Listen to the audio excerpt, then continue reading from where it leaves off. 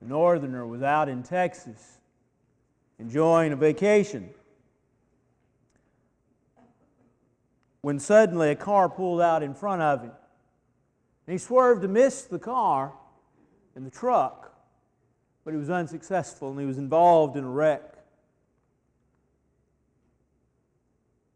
Several months passed after the wreck, and he'd sued. And the lawyer for the individual that he sued called him up. And he said, I understand you're suing my client. Yes, I am. Well, you're suing for pain and suffering. And the man said, yes, I am. And he said, well, the lawyer said, what I don't understand is why you're doing that. He said, what do you mean? And he said, well, you reported at the scene that you were all right. And the man said, there's something you don't understand. And the lawyer said, well, fill me in. And he said, I was laying out there on that road suffering and hurting. And a Texas Ranger, I heard him say, well, he's not all right. And I heard, pow, pow, he's dead. And he said, he walked up to me. He said, are you all right? He said, what was I going to say? We suffer, don't we? We suffer a lot. Life's that way. While we walk the pilgrim pathway, clouds will overspread the sky. From the time we're born, almost to the time we die, we feel pain and we suffer. And clouds do overspread the sky.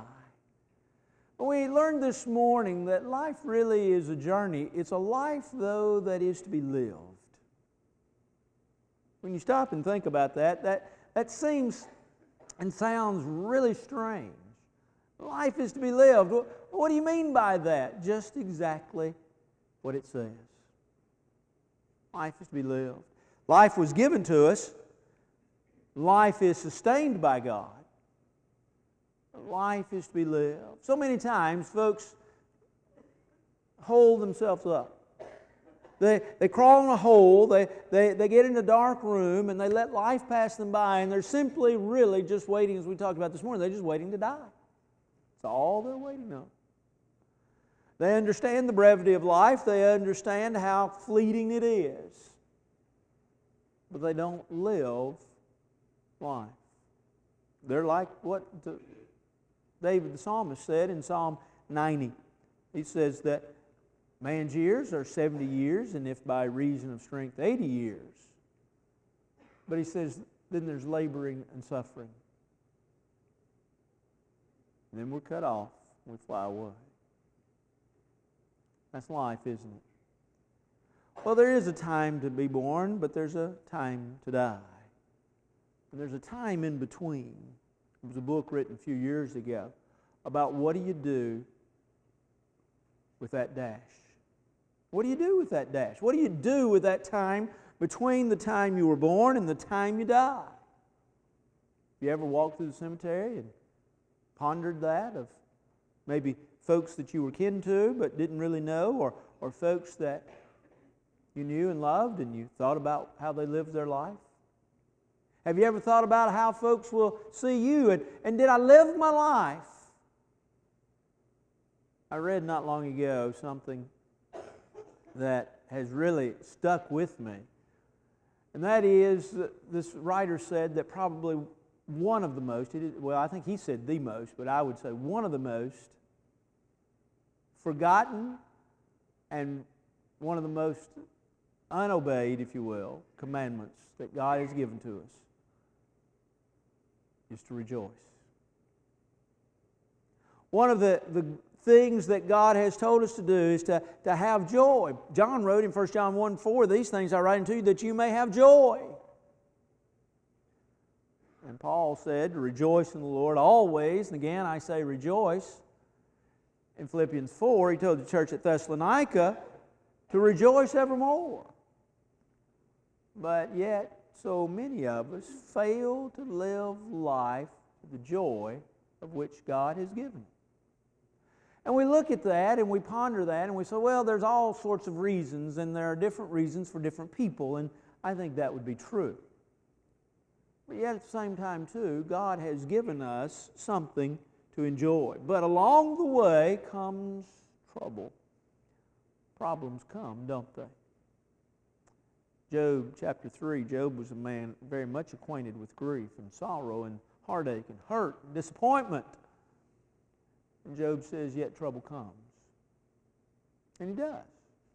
That's in Job 3. And if you're reading all of that drama, if you will, as it unfolds, and how that the friends and Job go back and forth, Job says in Job 14 that man's born of woman is but a few days and full of trouble. Man has problems. Problems come, difficulties arise, heartaches come, hurts come. Think about it.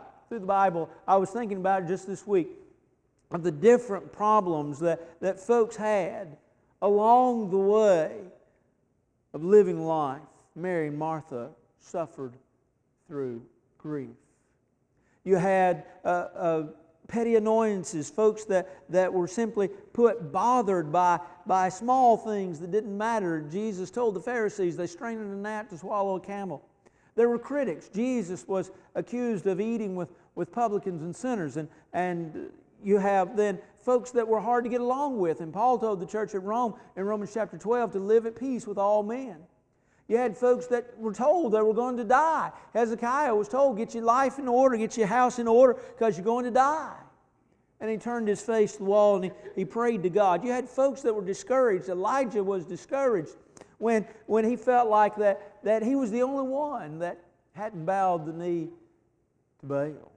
David was discouraged in 1 Samuel, the 30th chapter, when he came back after following the enemies of the children of Israel to Ai and coming back and noticing that the Amalekites had taken everything that they had left. They had taken their wives, their children, their possessions, and the folks wanted to kill David. It says that David was discouraged. You had folks going through fear. You had the apostles evidently that were fearful, and Jesus said before he left, remember we studied it last week, let not your hearts be troubled, in John the 14th chapter. Well, you have others. You have those that go through life stresses. And boy, there are many, aren't there? Worry and fear and guilt, financial setbacks and difficulties. You have individuals in the Bible that went through loneliness. Jesus was lonely. Nehemiah was lonely. David was lonely. Different periods in their life. And you look at that and you study all of that and you say, boy, there were troubles, there were problems. And yet, God never really promised us a rose garden, did He? You go back to the book of Genesis, and one of the things that you find out is that when Adam and Eve had sinned, and when God was casting them out of the garden, and when He told them really what was the results of their problems, or of their mistake rather, He basically told them, He says, you're going to have problems. He told Adam, He says that you're going to now eat of the ground, if you will, from the sweat of your brow, and thorns and thistles that you'll have to deal with. And for Eve, there was going to be pain, labor and childbirth. God never promised us a rose garden. And yet the world seems to think that God did. The world seems to think that God has promised us a rose garden, and they've carried this thought through several extremes. There are those, first of all, that would teach that if you have problems in your life, it's a direct result of the sin that's in your life. Now, it can be a consequence to the choices that you make, yes, but it is not always the case. Jesus suffered stresses, problems, heartaches, hurts, pains in His life, and yet He did no sin. And so that's not the answer. But the world looks at the problems of life with great difficulties because it says that life should not be this way. You deserve everything, and what you deserve is happiness. And happiness should always be at your beck and call. And yet, Paul would write to the church at Corinth in 1 Corinthians 10, verse 15, and he'd say, remember that verse because we use it quite often, there is no temptation taking you, but such as is common to man. In other words, here's what he says to Christians: you're not special in that you will not suffer. Christians understand that. It's the world really that doesn't understand that, admittedly. The world doesn't see problems as being a positive. And yet, when you stop and think about it, and when you look at the Bible, one of the things you find out is that it really is, and they really are, positives in our lives. While we walk the pilgrim pathway, clouds will overspread the sky. But there's positives to that. Well, how in the world can we make a silk purse out of a sow's ear with regards to problems? Well, we have to understand, first of all, that problems help us understand who we are and where we are. Problems help us to understand how frail we are, but they help us to understand that the answers are not in ourselves. Job 6, verse 13, Job kind of asked that question. He says, are not the answers within me? Well, the answer is no. They're not within you. Problems help us understand that because problems oftentimes help us to look outside of ourselves to see the answer to the problems that we have. You see, problems often cause us to get out on our knees and pray to God and ask God for the help that we need, to ask God for the strength that we need, to ask God to get us through, to carry us through. And sometimes our problems are so great, our problems are so difficult, that we simply say, God, I can't handle this alone. I can't handle it anymore. I'm laying it on your shoulders. I'm giving it over to you. And I'm going to let you take care of it.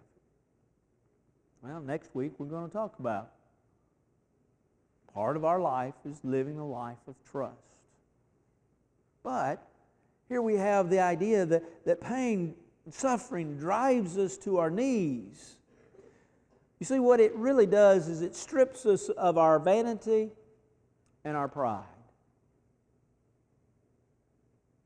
In my distress, the psalmist said in Psalm 18 and verse 6, excuse me, I called or I cried unto the Lord.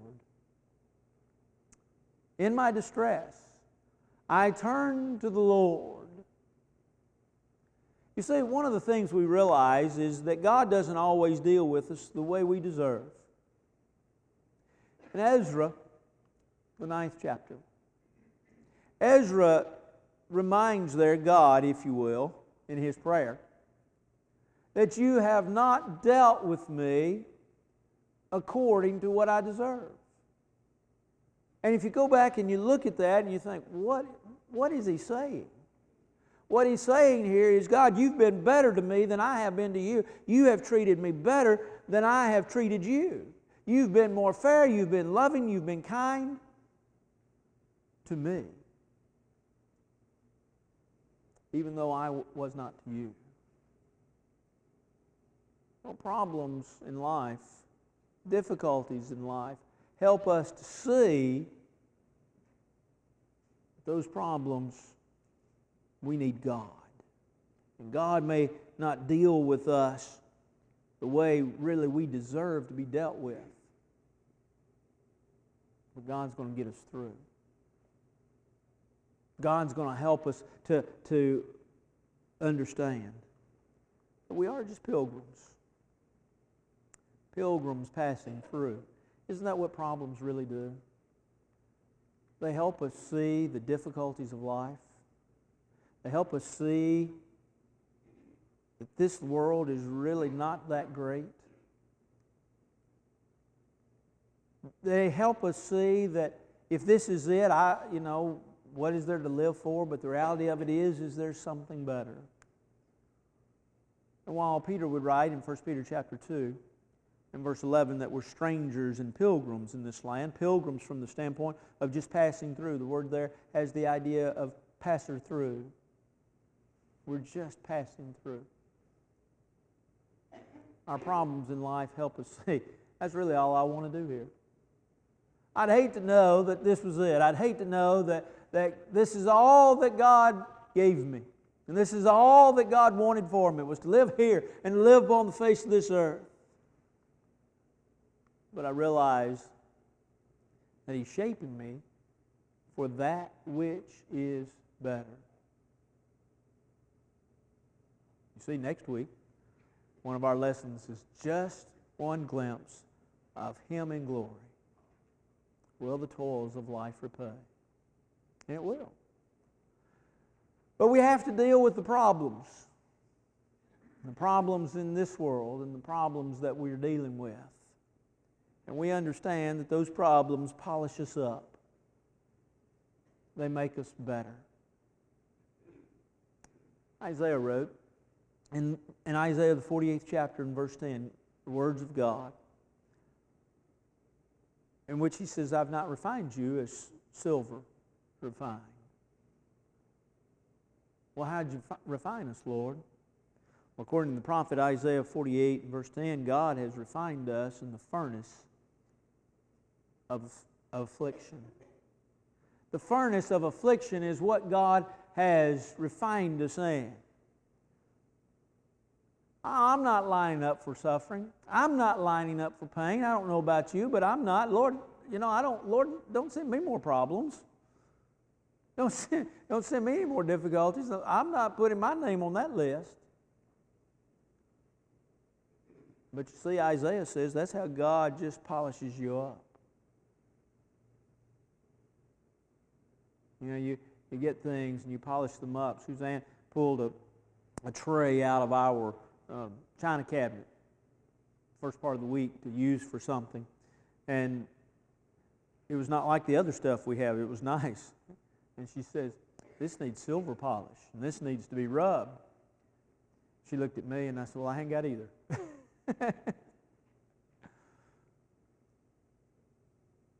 God's not rubbing on us from the standpoint of rubbing a head or rubbing a problem. God's rubbing on us through afflictions. No chastening seems to be joyous, but the Hebrew writer reminds us that it's grievous. But afterwards, what does it do? It works the peaceable fruits of righteousness. And so we've been polished by our troubles. We've been polished by our problems. And so, as we walk the pilgrim pathway, clouds will overspread the sky. But then you have to ask yourself, where do I go? Where do I go to get me through all of this? Where do I go to help me? Where do I go to find the help that I need? If you're on a lake, a storm blows up all of a sudden, what do? You're in your boat, you head towards the dock, you head towards home. If you're out about, what do? Let's go to the house. Let's go home. What you do as a Christian when God's polishing on you, when your problems seem so great, when life seems to be such a heartache and hurt, and the clouds are truly overspreading the sky, where could I go but to the Lord? The psalmist reminds us in Psalm 46 in verse 1, God's our refuge. God's our refuge and strength, very present help in time of trouble. God's where we go. The psalmist reminds us, I'll lift up my eyes into the hills, from whence comes my help. My help comes from the Lord. What a great promise that is. Because have you ever stopped to think about, God has told us, you can come to me, you can cast all your cares upon me, for I care for you. That you can walk through the very valley of the shadow of death, and I'll fear no evil. Why? Because you, God, are with me. You see, I have that promise. that God that I have? Where can I go? When the clouds are gathering, when life is blowing in storms, where can I go? I can go to a God, first of all, that has the strength to get me through the problems of life.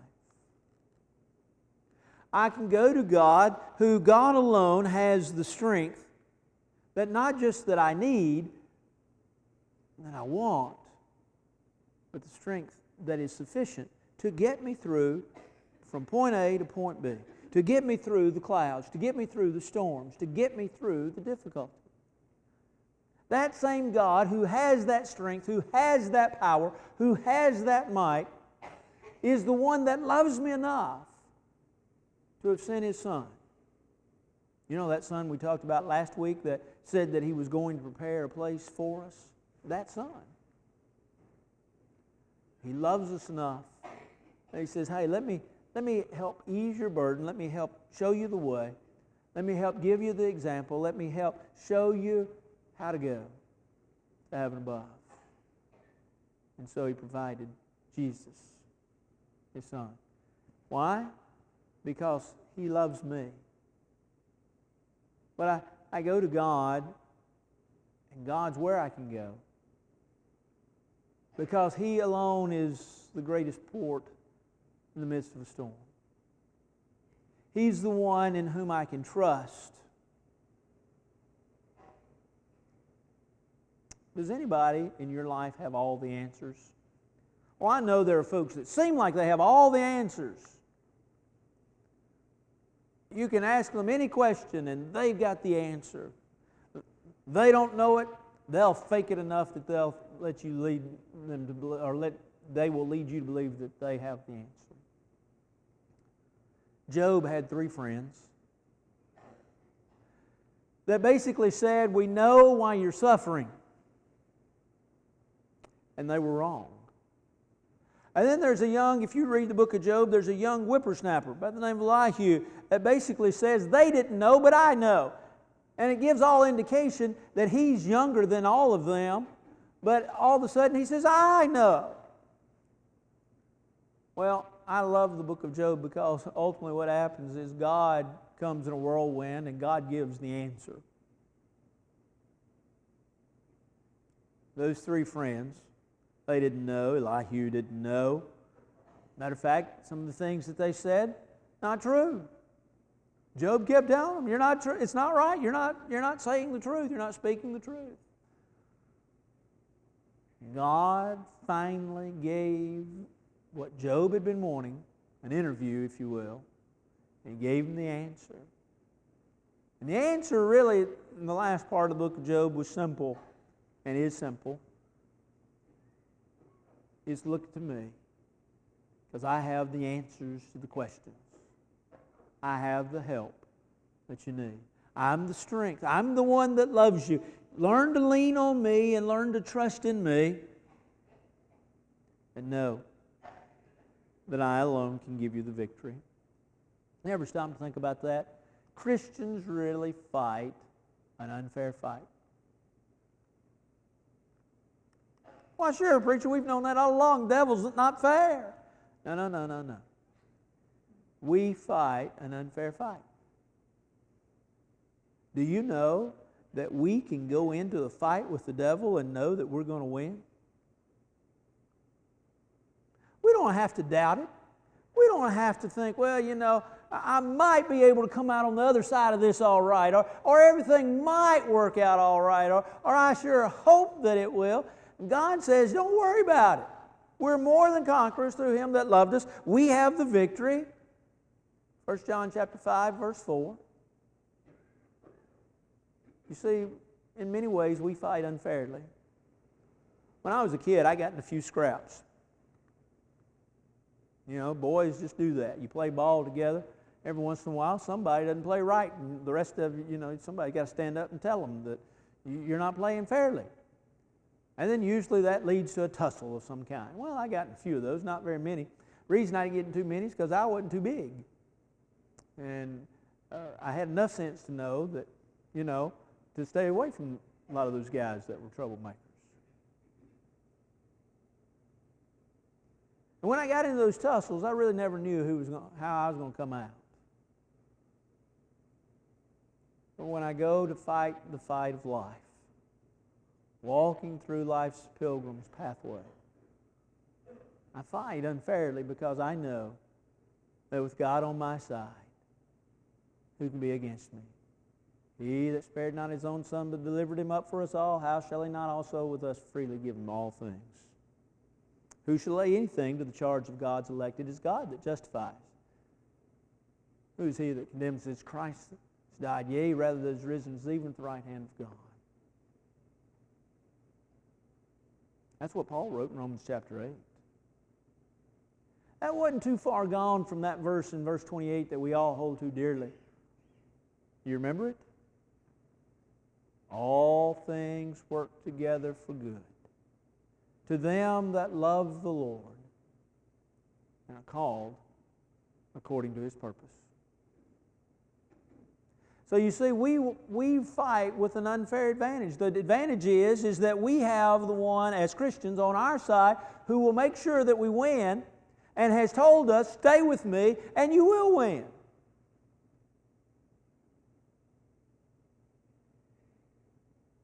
And so you see then in the end, we're able, just as we sing now, when we all get to heaven, what a day of rejoicing that will be.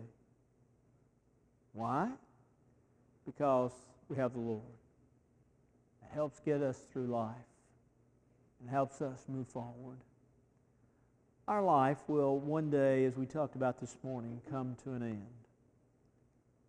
We'll come to an end of a journey that will have its ups and downs, its peaks and its valleys, its good times and its bad.